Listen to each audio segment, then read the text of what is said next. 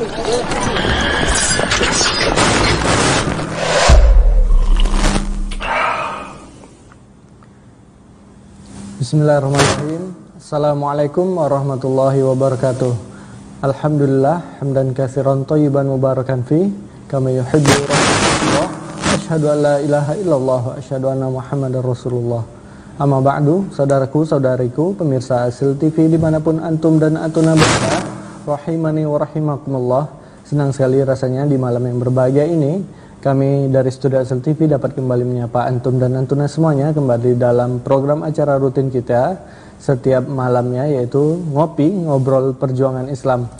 Dalam acara ini kita semua akan bercerita atau ngobrol tentang perjuangan Islam, mulai dari perjuangan Nabi SAW, perjuangan para sahabat, para tabi'in, tabi'ut tabi'in, dan perjuangan yang ada di sekitar kita pada saat sekarang ini.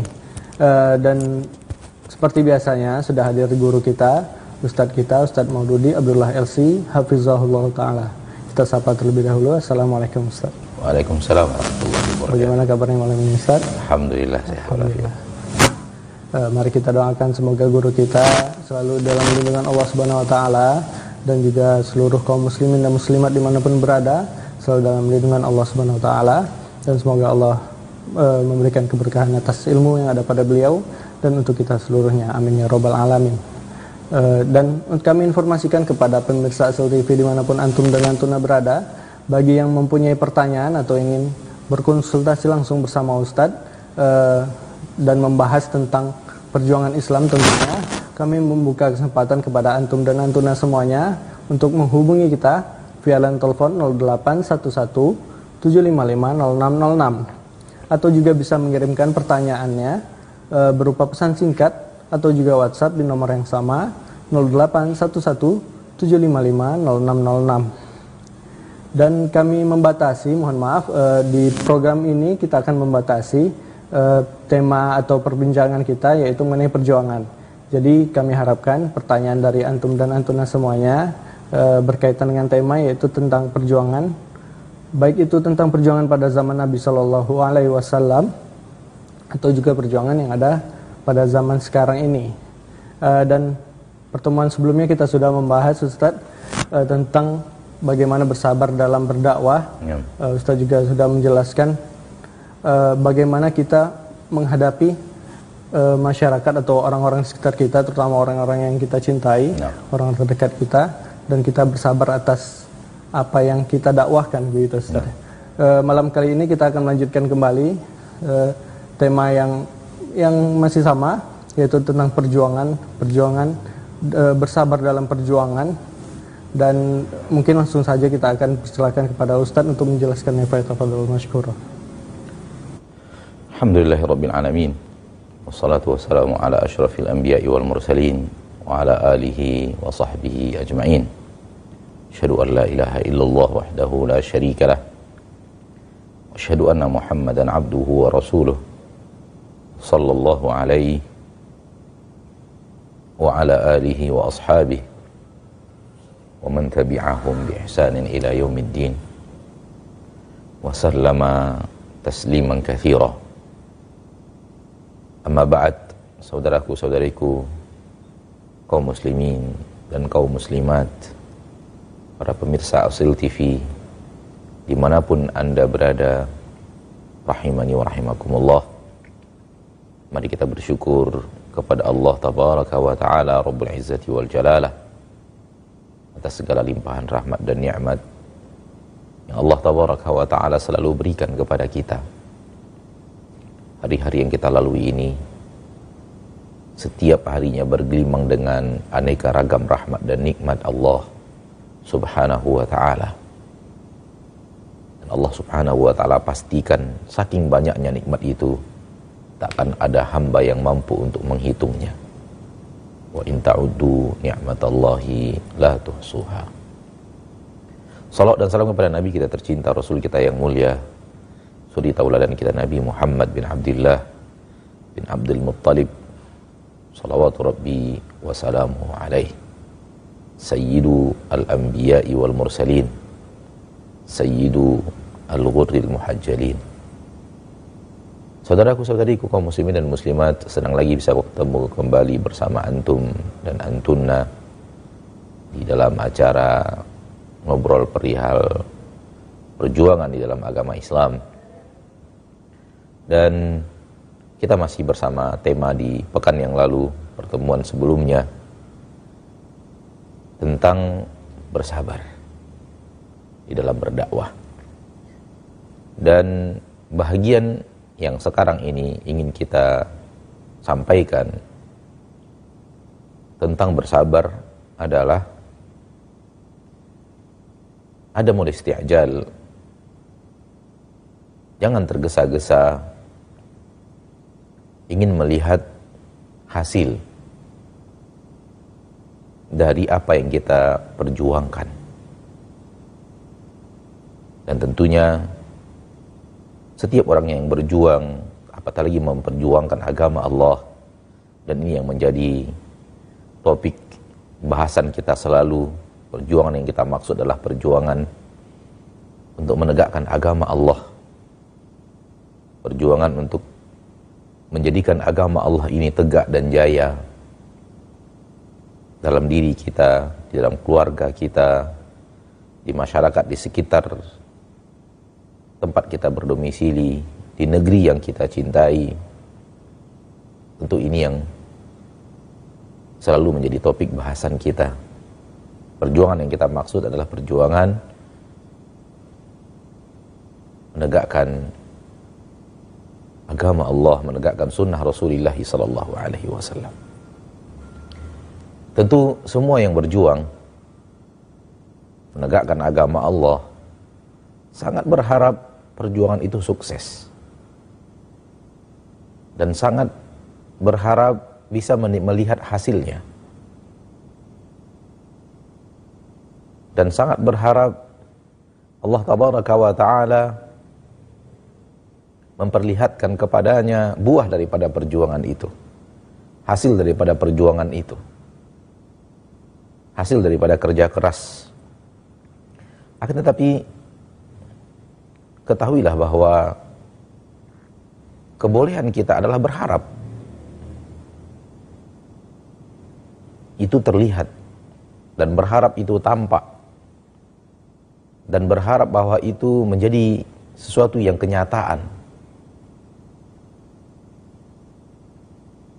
Dan hal yang harus kita hindari adalah mengharuskan itu terjadi,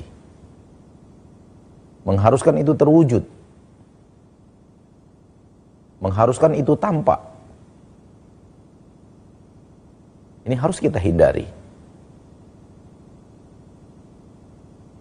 Dan ini sering sekali kita dengarkan dari saudari kita kaum muslimin dan muslimat, baik yang bertanya langsung kepada kita face to face, atau melalui pertanyaan-pertanyaan yang dikirim di saat kajian, ditulis di dalam secari kertas, atau dikirim melalui media-media yang Allah mudahkan sekarang. Banyak sekali pertanyaan di mana kaum muslimin dan kaum muslimat yang bertanya tersebut kurang memahami poin yang tadi kita sampaikan, bahwa tidak boleh mengharuskan hasil daripada perjuangan itu terjadi. Tidak boleh mewajibkan buah daripada perjuangan itu terwujud. Kenapa? Karena memang kita ini adalah hamba yang hanya mampu berusaha. Yang Allah Tabaraka wa Ta'ala berikan kemampuan kita kepada kita sebagai seorang hamba adalah kemampuan untuk berusaha, bukan kemampuan untuk mewujudkan. Kemampuan untuk menasihati, bukan untuk menasihati, dan bukan kemampuan untuk melakukan perubahan. Kemampuan kita adalah kemampuan berbicara sekuat yang kita mampu, sekuat yang kita bisa, dengan akhlak yang mulia tentunya, dengan tutur kata yang terbaik, memilih kalimat yang akan dikeluarkan, memilih sikap yang harus dipertontonkan, itulah kemampuan kita. Soal kemudian hasilnya, itu bukanlah kemampuan kita. Oleh karena itu, jangan pernah kita mewajibkan hasil itu terlihat. Perbedaan ini sangat tipis. Sehingga ketika kita kurang memperhatikannya dan kurang mencermatinya, kita terjerumus ke dalam jalur yang salah. Kita terjerumus ke dalam jalur yang salah di dalam masalah ini. Ya. Jadi jangan mewajibkan. Buah daripada mewajibkan itu adalah tidak sabarnya menanti hasil. Tidak sabarnya menunggu buah daripada perjuangan. Sehingga tergesa-gesa. Terlihat dari ungkapan kata, terlihat dari untaian kalimat, saya sudah lama menasehati, tetapi dia tidak kunjung berubah. Saya sudah sering menyampaikan kebenaran kepadanya, namun dia masih begitu-begitu saja. Saya sudah sering menasehati, namun dia tetap di atas pendiriannya. Saya sudah berulang-ulang kali mengingatkan, namun dia tetap melakukan kesalahan. Kalimat-kalimat ini sangat sering kita dengarkan dari saudara-saudari kita kaum muslimin dan kaum muslimat dalam pertanyaan-pertanyaan yang diberikan kepada kita seperti yang tadi telah kita sampaikan dari awal. Maka saudaraku, saudariku, kaum muslimin dan muslimat yang berjuang menyebarkan agama Allah tabaraka wa ta'ala kepada orang-orang yang ia cintai, suami kepada istri dan anak-anak, istri kepada suami dan anak-anak, anak-anak kepada orang tua, saudara kepada saudara, sahabat kepada sahabat, pimpinan kepada karyawan, karyawan kepada pimpinan, tetangga kepada tetangga, dan seterusnya. Dan seterusnya. Ketahuilah kaidah ini, bahwa kaidahnya adalah bahwa kita hanya boleh berharap. Karena berharap adalah sesuatu yang bukanlah memastikan kejadian. Harapan dari Allah tabaraka wa ta'ala Rabbul Izzah, bahwa ketika kita menasihati orang tersebut, kita berharap dari Allah, Allah tabaraka wa ta'ala menjadikan nasihat kita itu berefek dan berbuah, masuk ke dalam hatinya, dan dia, Allah jadikan menerima apa yang kita nasihati, sehingga kemudian dia berubah dari awalnya tidak menyukai sunnah Nabi SAW, agama yang mulia ini, berubah menjadi menyukai. Yang awalnya benci berubah menjadi cinta, yang awalnya tidak suka berubah menjadi suka, yang awalnya menolak berubah menjadi menerima. Berharap, kita hanya boleh berharap.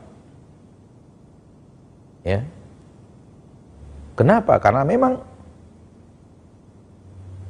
yang bisa melakukan hanya Allah subhanahu wa ta'ala. Yang bisa melakukan apa yang kita harapkan tersebut hanya Allah subhanahu wa ta'ala. Kita tidak mampu untuk itu.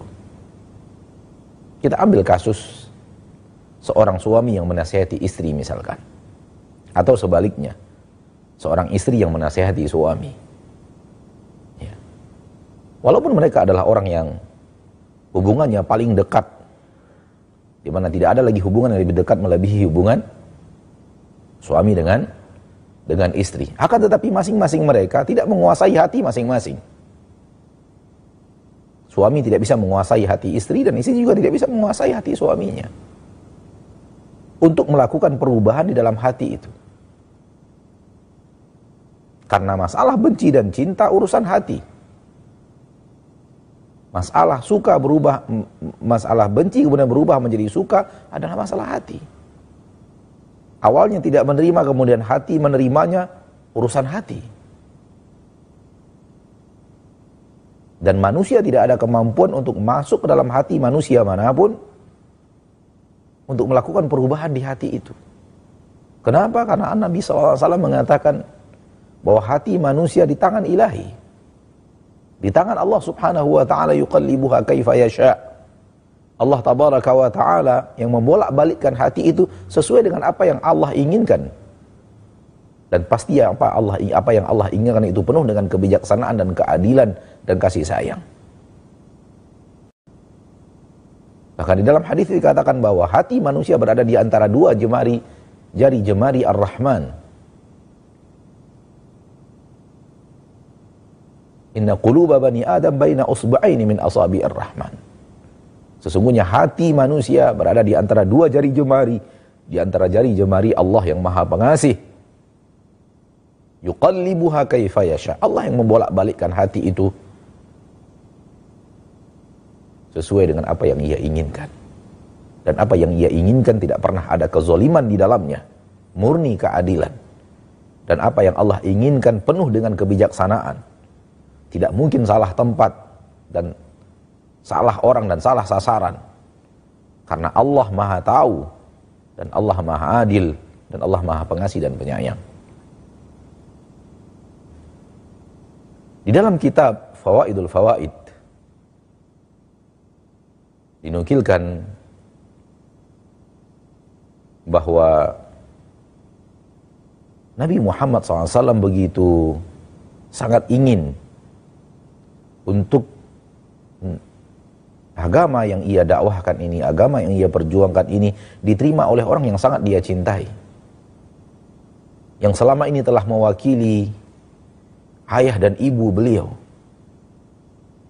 merawatnya dengan penuh kasih sayang, menafkahinya dengan penuh kasih sayang bagaikan menafkahi anak sendiri, itu pamannya Abu Thalib.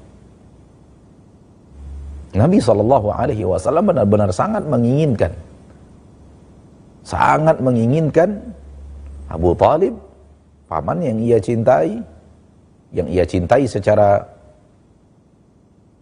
secara fitrah, naluriah, menerima apa yang dia dakwahkan. Apatah lagi Abu Thalib terlihat membela dakwah Nabi SAW dengan penuh perjuangan, secara totalitas membela Nabi SAW, sehingga kedudukan beliau di tengah-tengah Quraisy menjadi hancur disebabkan bahwa beliau benar-benar menjadi bumper dakwah yang sangat hebat, menjadi penopang dakwah Nabi SAW yang luar biasa. Hartanya, kekuasaannya untuk Nabi SAW, perjuangan Nabi SAW dan perjuangan para sahabat ridwanullahi alaihim ajmain. Maka Nabi sering mendakwahi, menasihati pamannya. Akan tetapi Allah yang Maha Tahu segala-galanya, dan ilmu Allah pasti benar, dan Allah tidak pernah salah dalam ilmunya dan keputusannya, ya, mentakdirkan, dan takdir Allah tidak pernah ada kezaliman, bahwa Abu Thalib wafat di atas agama Quraisy. Kalimat akhir yang dia keluarkan adalah Abu Thalib di atas agama ayahnya Abdul Muttalib. Sementara ada seorang sahabat yang Nabi SAW tidak menyampaikan kalimat apapun kepadanya. Yang Nabi SAW tidak menyampaikan kalimat apapun kepadanya. Masuk Islam, beriman kepada Nabi SAW, tanpa kemudian Nabi SAW berucap sepatah kata pun kepadanya. Dan sahabat tersebut adalah Salman Al-Farisi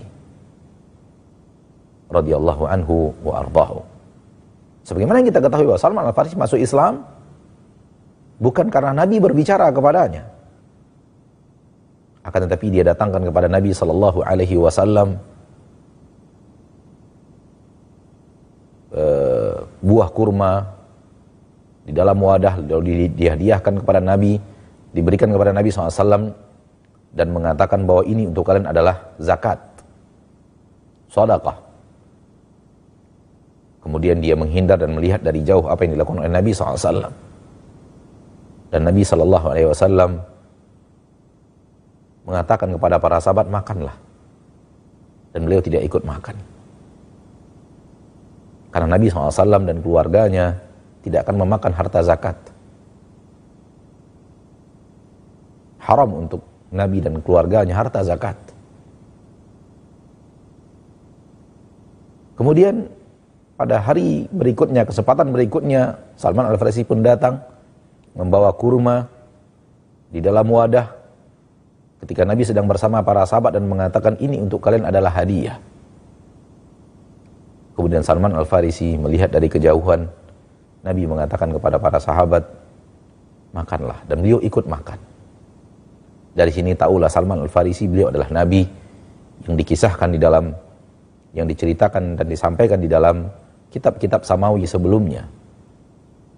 Dan kemudian beliau beriman kepada Nabi SAW. Di dalam kitab Fawaidul Fawaid dikatakan, seolah-olah Allah mengatakan kepada Nabi Muhammad SAW, engkau menginginkan untukmu Abu Talib, sementara aku menginginkan untukmu Salman Al-Farisi.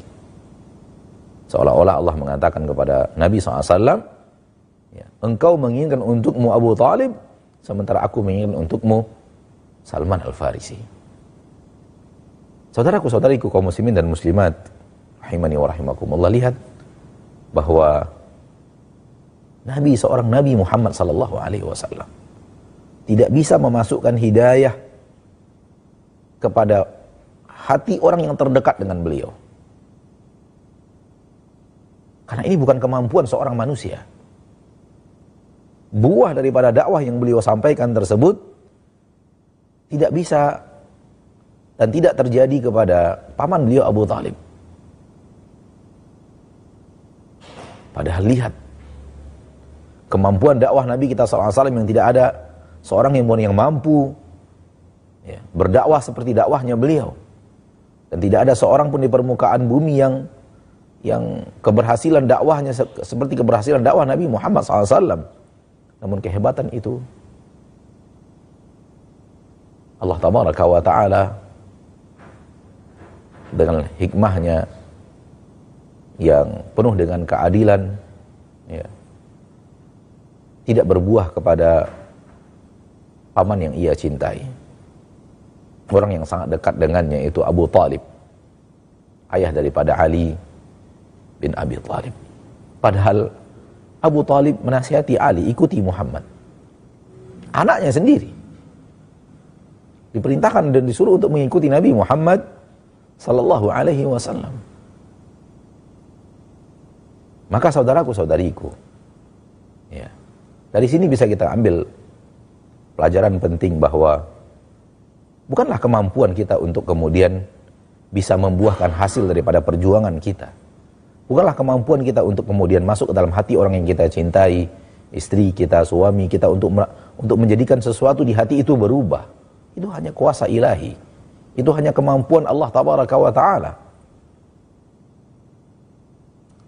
Sehingga kita ketika menasihati, kemampuan kita menasihati, kemampuan kita menyampaikannya dengan akhlak yang mulia, dengan tutur kata yang baik, dengan mencari cara yang terbaik, mencari cara yang paling mudah untuk masuk menasihati orang tersebut.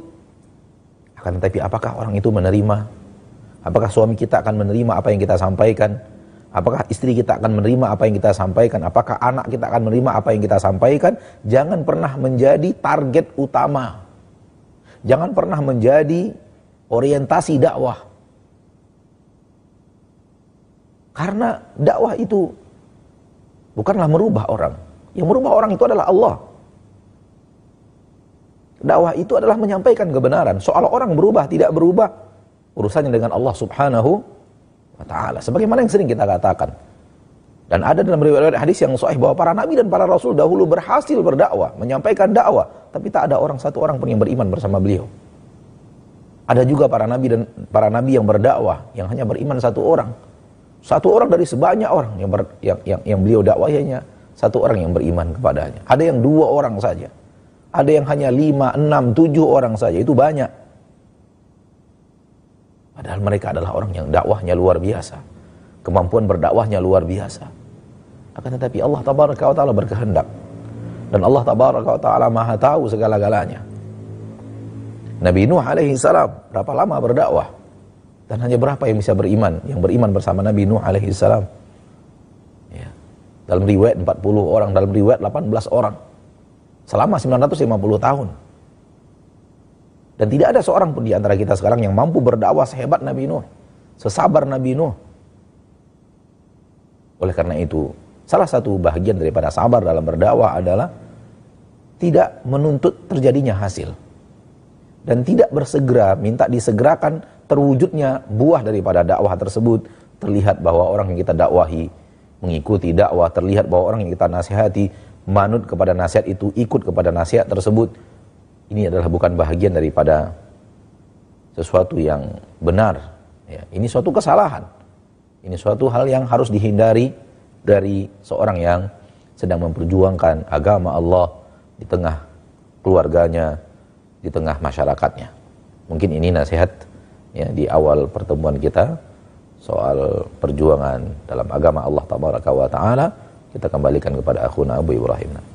Nah, jazakallahu khairan Ustaz atas materinya tentang bagaimana perjuangan dakwah kita dan juga bagaimana perjuangan Nabi Sallallahu Alaihi Wasallam dan juga perjuangan para nabi yang sebelumnya. Yang dapat kita ambil dari penjelasan Ustaz tadi, bagaimana kita tidak menjadikan perubahan itu menjadi tujuan utama kita, Ustaz ya. Dan kita bisa mengambil hikmah yang besar dari kisah Nabi Sallallahu Alaihi Wasallam dalam berdakwah kepada pamannya, yang mana Nabi Sallallahu Alaihi Wasallam, seorang Nabi Sallallahu Alaihi Wasallam tidak bisa merubah hati pamannya, dan hidayah itu dan dakwah itu hanya di tangan Allah Subhanahu wa taala. Nah, sepertinya sudah ada penelpon yang masuk ya. Kita akan terima. Ya. Halo, Assalamualaikum. Waalaikumsalam, Ustaz. Nah, dengan Ibu siapa, di mana ini? Ini dari hamba Allah dari Sumatera Barat, Ustaz. Nah, silakan Ibu. Terima kasih Ustaz, saya udah diberi kesempatan untuk bertanya. Begini Ustaz, ya, bicara tentang soal perjuangan Islam ya Ustaz ya. Ya. Saya kan dari dulu itu kalau sejak sekolah itu lumayan berprestasi, juara, SMP berprestasi, semuanya berprestasi. Ya. Tapi sekarang baru sadar saya ternyata saya lalai dalam beribadah Ustaz, begitu. Ya. Lalai dalam beribadah saya. Dan saya perjuangan apa yang mesti harus saya lakukan agar saya bisa kejar target Ustaz untuk menutupi kelalaian saya tadi, agar nanti di hari kiamat nanti timbangan saya enggak ini Ustaz, nanti karena sudah ada rasa takut yang luar biasa di saya, takut nanti timbangan saya kurang dan masuk neraka Ustaz gitu kan. Soalnya nanti dari kiamat nanti umur saya yang lebih 30 tahun tadi untuk kemana, untuk apa, Indonesia untuk apa, nanti kan ditanya ya Ustaz ya. Kalau masih di masa dulu Rasul dulu, kalau kita bisa berjihad enak ya Ustaz ya, bisa mati syahid langsung tanpa hisab tanpa apa. Tapi kan nanti umur kita kedepannya kan nggak tahu ya Ustaz ya. Terus saya mau nanya, apa yang amalan apa yang mesti harus saya lakukan supaya saya bisa kejar ketertinggalan saya ini Ustadz, agar saya nanti di hari kiamat nanti nggak masuk neraka Ustadz. Baik Ibu. Nggak mau saya Ustadz. Baik. Makasih banyak Ustadz. Assalamualaikum warahmatullahi wabarakatuh. Sepertinya jawabannya akan panjang. Bagaimana kalau ba'da iklan? Pertanyaan sangat menarik sebenarnya saya. Perlu penjabaran yang sangat beli waktu yang panjang lagi dari Ustadz. Untuk itu kami harapkan kepada penanya dan juga pemirsa Hasil TV seluruhnya agar tetap stay tune di TV Anda. Sesaat lagi kita akan break sebentar untuk menyaksikan tayangan berikut ini. Jangan kemana-mana, tetap bersama kami di acara Ngopi, Ngobrol Perjuangan Islam. Barakallahu fikum.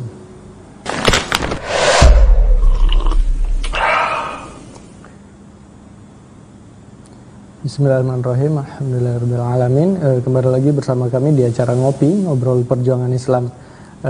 Seperti yang sudah disampaikan sebelumnya, sudah ada pertanyaan yang masuk mengenai bagaimana kita mengejar ketertinggalan kita di masa yang lalu. Dan untuk itu kita akan mendengar penjelasan dari Ustadz. Untuk itu kami persilakan Ustadz. Fayatafadhal masykurah. Ma'asyiral muslimin wal muslimat, saudaraku saudariku yang kucintai karena Allah. Dalam pertanyaan dari saudari kita tadi,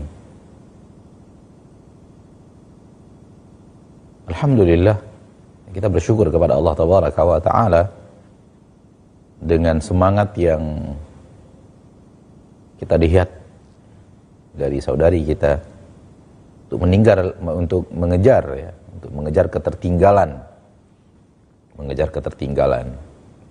di mana dahulu kala kita dengar kenapa yang beliau katakan tadi, yang berprestasi akan tapi dalam ilmu-ilmu duniawi, di pendidikan duniawi, sehingga ketertinggalan agama. Dan alhamdulillah atas karunia dan nikmat Islam yang Allah berikan kepada kita. Kenapa kita katakan alhamdulillah? Karena Allah Tabaraka wa Ta'ala di dalam agama yang mulia ini mengajarkan kepada kita bahwa masa lalu kita yang salah dan keliru, masa lalu kita yang katakanlah suram, itu jangan disedihkan, karena dia dengan mudah bisa dihapuskan. Caranya dengan bertaubat, meninggalkan kesalahan-kesalahan masa lalu. Alhamdulillah kita memiliki agama yang luar biasa yang Allah berikan kepada kita, di mana penilaian diri kita yang sebenarnya adalah di saat kita tutup usia. Jadi siapa kita, bukanlah siapa kita di masa yang lalu, tapi siapa kita di saat Allah Tabaraka wa Ta'ala mendatangkan kepada kita utusannya yang pasti bernama kematian, panggilannya yang pasti bernama kematian. Bagaimana kita di saat kematian itu datang, itulah nilai siapa kita. Oleh karena itu, kalau kita mengerti poin ini, kecemasan dan kekhawatiran seperti yang tadi ditanyakan harusnya tidak perlu untuk dikhawatirkan. Karena siapa kita bukanlah kumpulan hari-hari di masa lalu, tapi siapa kita adalah bagaimana kita ketika menutup hidup ini, menutup umur kita di permukaan bumi. Kalau ingin lebih jelas, ya, kita ambil sebuah ilustrasi ringan antara A dan B. Kita katakan bahwa si A adalah orang yang dari kecil rajin beribadah. Dari kecil dia rajin beribadah, lahir di tengah keluarga yang mengerti agama dan sekolah di pesantren, hingga besarnya ya di atas agama Allah Subhanahu wa Ta'ala.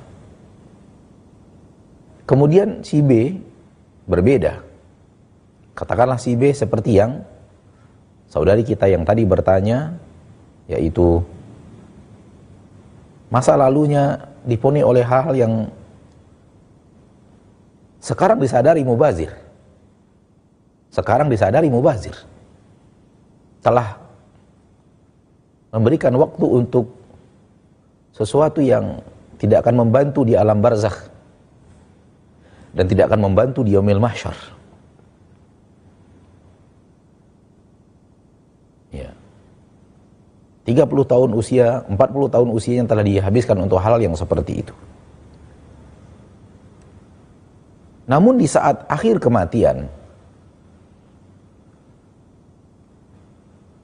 dan antara si A dan si B, ternyata si B yang telah bertaubat dan telah memulai lembaran baru kehidupan dengan dekat kepada Allah, dekat kepada kitabullah, dekat kepada ilmu agama Allah, dekat ke rumah Allah, dekat kepada orang-orang yang Allah cintai, ternyata di akhir kehidupannya semangat beribadah si B jauh lebih besar daripada semangat beribadah si A. Sekiranya si A ibadahnya, puasanya setiap bulan hanya 3 hari, ya. Sementara si B, karena dia mengejar ketertinggalannya seperti yang tadi ditanyakan, dia berpuasa Daud misalnya. Hari ini berpuasa, besok tidak. Hari ini berpuasa, besok tidak. Atau puasa setiap Senin dan Kamis ditambah dengan Ayyamul Bid 13, 14 dan 15 pada setiap bulannya. Dan di dalam kualitas membaca Al-Quran pun demikian. Si A kalah oleh si B. Manakala si A hanya 1 juz 1 hari bisa dia membaca Al-Quran yang Allah mudahkan untuknya di saat dia tutup usia. Sementara si B dia bisa 2 juz setengah 1 hari membaca Al-Quran. Dan dalam sholat sunat misalnya, si B juga bisa mengalahkan si A. Si B rutin dalam melakukan sholat tahajud dan rutin dalam melakukan sholat duha yang tidak bisa dirutinkan oleh si A misalnya. Ya. Dalam kondisi seperti inilah mereka wafat. Padahal si A adalah orang yang dari kecil di rumah orang yang sudah beragama bersama ayah dan ibu dan saudaranya, dan hidup di pesantren ketika dia menuntut ilmu. Akan tetapi dikalahkan oleh B, padahal B adalah orang yang 30 tahun usianya, dia anggap sia-sia untuk hal yang duniawi, kalau ataupun tidak sia-sia, tidak seperti yang dia rasakan sekarang ini misalnya, bahwa dia merasa bahwa dia harus beragama, harus meninggal ketertinggalan, sehingga dia berlari melakukan amal saleh. Sementara si A berjalan santai. Kalau boleh istilah ini kita pakai untuk 2 orang yang sedang kita jadikan sebuah ilustrasi. Nah, siapa yang lebih mulia di sisi Allah, A atau B? Jawabannya adalah B, lebih mulia di sisi Allah. Kenapa? Karena siapa kita bukanlah siapa kita di masa lalu. Allah tabaraka wa ta'ala tidak menjadikan siapa kita dengan menghitung masa lalu kita. Tapi siapa kita di sisi Allah adalah bagaimana kita tutup usia. Ternyata si B dalam beramal saleh jauh lebih tinggi, jauh lebih banyak, jauh lebih bersemangat dibanding si A di saat mereka sama-sama wafat. Maka si B lebih mulia di sisi Allah subhanahu wa ta'ala. Nah, ini yang perlu kita ketahui, ini yang perlu kita camkan di dalam diri kita, saudara-saudariku kaum muslimin wal muslimat, dimanapun kita berada, dimanapun Anda berada, rahimani wa rahimakumullah. Maka kita mengatakan tadi alhamdulillah, alhamdulillah, alhamdulillah. Allah memberikan kepada kita agama yang mulia ini. Ya, oleh karena itu di dalam Al-Qur'an Allah berpesan wala tamutunna illa wa antum muslimun. Di dalam Al-Qur'an Allah memberikan arahan, peringatan, pelajaran, perintah, jangan wafat kecuali dalam keadaan mukmin, kecuali dalam keadaan muslim, sedang patuh dan taat kepada Allah subhanahu wa ta'ala. Karena disitulah penilaian siapa kita di sisi Allah subhanahu wa ta'ala. Ada orang yang rajin beribadah, namun belum tentu wafatnya seperti orang yang dulunya rajin berbuat maksiat. Karena ternyata semangat orang yang dulunya rajin berbuat maksiat setelah taubat mengalahkan semangat orang yang dahulunya rajin beribadah. Dan seperti yang saya katakan tadi bahwa Allah Maha tahu segala-galanya. Allah Maha hikmah segala-galanya dan Allah tidak mungkin salah. Oleh karena itu kepada saudariku yang tadi bertanya, jangan khawatirkan masa lalu. Yang penting adalah masa yang akan datang.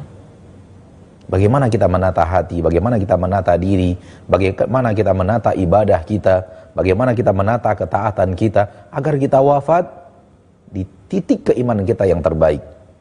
Bagaimana kita berusaha untuk bisa menata diri agar harapannya kita wafat di tingkat ibadah kita yang terbaik. Maka jangan khawatirkan masa lalu, ya.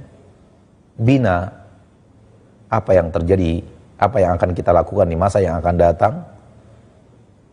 Dan yakinlah ketika Allah Tabaraka wa Ta'ala melihat semangat kita untuk beribadah lebih daripada semangat orang lain, maka pasti Allah memberikan kepada kita yang lebih baik daripada apa yang diberikan kepada orang lain. Ketika semangat beribadah kita mengalahkan rekan-rekan yang ada di sekitar kita, saudara-saudara yang ada di sekitar kita, yakinlah bahwa Allah akan menempatkan kita di tempat sesuai dengan semangat kita dalam beribadah, ya.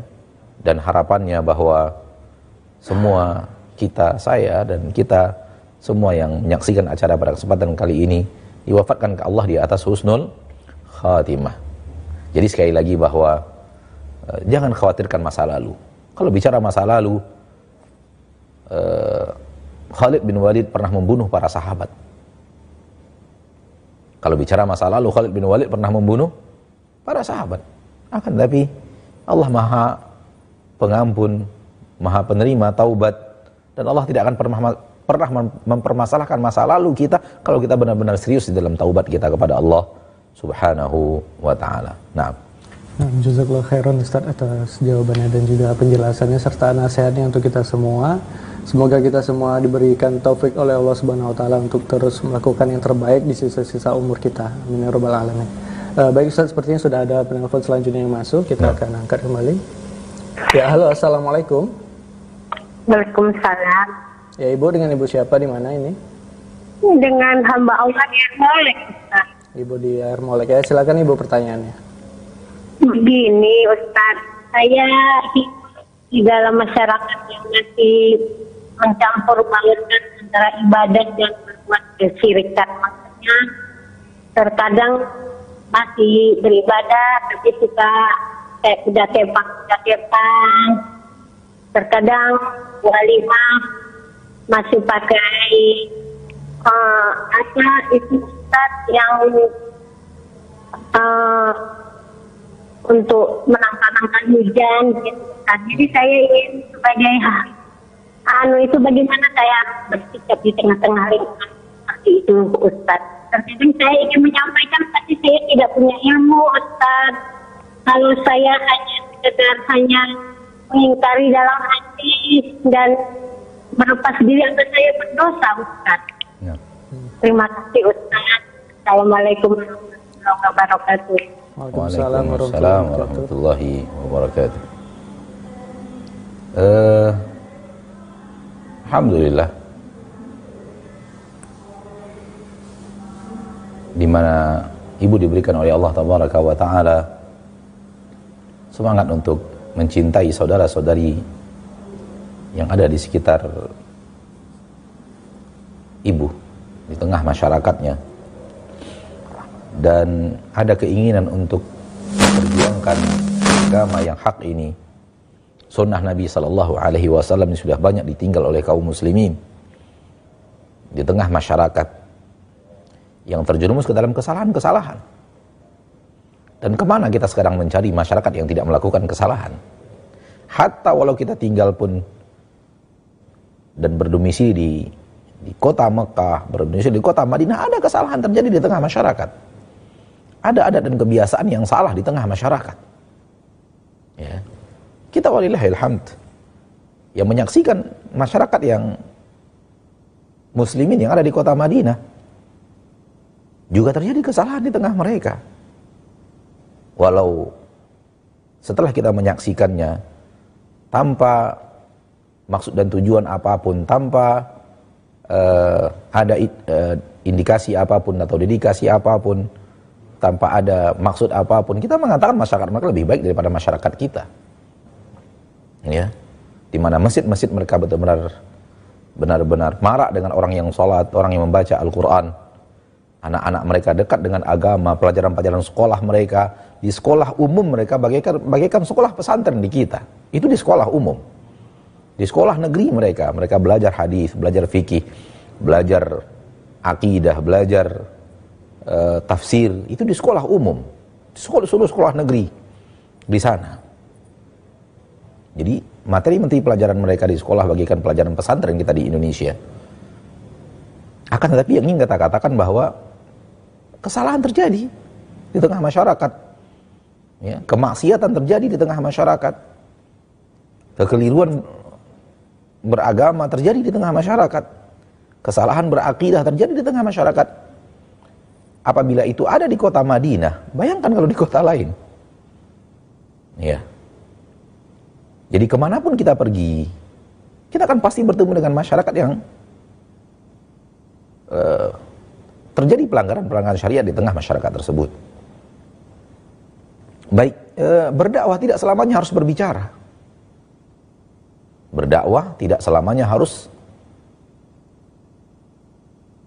berbicara, mendakwahi langsung dengan lisan kita. Berdakwah bisa dengan aneka ragam cara. Berdakwah bisa dengan harta. Semisal sekiranya saudari kita yang tadi bertanya bisa mendatangkan ustadz-ustadz yang berdakwah di sana, menyampaikan apa yang ada di dalam Al-Quran dan Sunnah. Kalau tidak bisa sendiri, dengan saudara-saudara yang lainnya, dengan saudari-saudari yang lainnya, mengumpulkan harta untuk mengundang dai-dai yang akan berbicara agama. Atau berdakwah bisa dengan membagikan buku. Pilih buku-buku yang sesuai dengan syariat. Pilih materi-materi yang berhubungan dengan mengembalikan umat kepada akidah yang benar, ibadah yang benar. Ya. Beli dalam jumlah yang besar, bagi-bagikan di tengah masyarakat. Ya. Ini juga bagian daripada dakwah. Kita tidak tahu kita tidak tahu hidayah masuk dari pintu mana. Ada orang mendengar kaset lalu istiqamah, mendapatkan hidayah melalui kaset yang dibagi-bagikan oleh orang yang ingin berdakwah di perapatan jalan, di lampu merah dalam bahasa kita. Ya. Di perapatan jalan di saat mobil harus berhenti karena lampu lalu lintasnya merah menyala, yang menyala adalah yang merah, pada saat itu dia bagi-bagi kaset. Kaset ceramah dibagi-bagikan.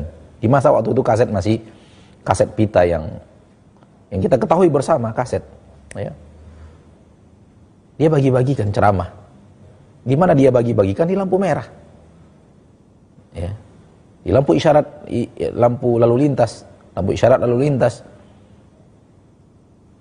Dari kaset itulah orang lain mendapatkan hidayah. Ya, disebutkan di dalam kisah dia adalah orang yang rajin berbuat maksiat dan rajin mendengarkan musik. Suatu hari dia mendapatkan kaset pemberian orang di lalu lintas. Ketika dia parkir, dia berhenti karena lampu isyarat lalu lintas. Ya. Dan dia tidak peduli, dia ambil dan dia letakkan di mobilnya begitu saja. Suatu saat dia bosan mendengarkan musik. Sementara kaset tadi belum pernah dia buka dari bungkusnya, kemudian dia buka, dia ingin tahu isinya. Sekedar mengganti suasana karena sudah terlalu bosan mendengarkan musik yang berulang-ulang. Kemudian dia nyalakan kaset tersebut. Ternyata ceramah yang ada di kaset tersebut menyentuh hatinya. Dan kemudian dia kembali kepada agama Allah, bertaubat. Mulai dari kaset tersebut. Ada yang membagi-bagikan buku. Ya. Dalam kisah lain dia rajin membagikan buku. Dalam mobilnya selalu ada buku-buku agama. Buku agama yang tidak besar, tidak berjumlah halamannya besar. Buku agama ringkasan akidah, ringkasan tentang sholat yang benar, ringkasan wudhu yang benar, ringkasan tentang cara memandikan jenazah yang benar, ringkasan tentang bagaimana puasa yang benar. Ya, buku-buku kecil selalu ada di dalam mobilnya. Setiap ada kesempatan diambil buku itu diberikan kepada orang. Setiap ada kesempatan diambil buku itu diberikan kepada orang. Dan menurut informasi sudah puluhan orang masuk Islam disebabkan buku-buku, disebabkan Allah merubah hati mereka dan menerima melalui buku yang ia bagi-bagikan kepada kaum muslimin dan kepada orang-orang kafir yang ada di tengah mereka. Dan hal yang seperti ini bisa kita lakukan. Ya, ibadah itu, ceramah itu tidak dakwah itu tidak mesti harus dengan lisan. Naam, kalau kita bisa berbicara dengan lisan, kita silahkan. Tetapi tidak selamanya harus dengan lisan. Dan Allah tabaraka wa taala pasti melihat ini adalah sebuah perjuangan yang luar biasa kalau kita ikhlaskan niat kita. Ya, apatah lagi yang berbicara sekarang atau yang bertanya kepada kita sekarang adalah seorang muslimah, yang dimana berbicara melalui lisan di depan khalayak ramai bukanlah kewajiban muslimah. Maka seperti yang tadi kita katakan bahwa dakwah tidak mesti harus dengan berbicara langsung kepada masyarakat, ya. Dan mengingkari kemungkaran 3 derajat kata Nabi SAW. Dan derajat yang paling bawah adalah tidak menyukainya dan membenci maksiat tersebut dan kemudian meninggalkan orang-orang yang melakukannya. Wallahu ta'ala a'la wa a'lam bis-shawab. Nah, syukran jazakallahu khairan Ustaz atas jawabannya dan juga nasihatnya untuk kita semua. Dan itu mungkin pertanyaan terakhir untuk kesempatan kita pada malam berbahagia ini. Terkait yang Ustaz sampaikan tadi di jawaban atas pertanyaan yang terakhir tadi, bahwa tidak selalu berdakwah itu dengan lisan, Ustaz, ya. Ini salah satu bentuk perjuangan dakwah kita, yaitu dengan membangun. Ini ada perjuangan dakwah kita untuk sunnah di Nusantara, yaitu Markas Sunnah Nusantara Al-Hijrah. Di sini kita akan berencana untuk membangun pusat halaqah ilmiah terbesar insyaallah taala di Nusantara.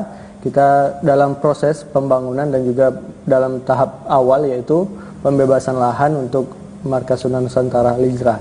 Untuk itu kami informasikan kepada antum dan antuna untuk total infak sementara yang sudah masuk pada pembebasan lahan Markas Sunnah Nusantara Al-Hijrah pertanggal 24 Agustus hari ini, yaitu senilai 11.441.771.537 rupiah. Dan sisa kebutuhan kita yaitu tinggal 6.658.228.463 rupiah.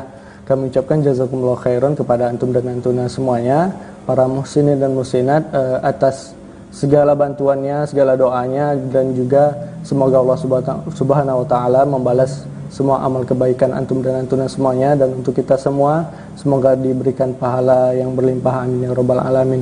Nah, Ustaz, ini tentang perjuangan dakwah kita ini, Ustaz. Mungkin ada yang ingin disampaikan dari Ustaz, bagaimana prosesnya untuk sekarang ini. Silakan, Ustaz.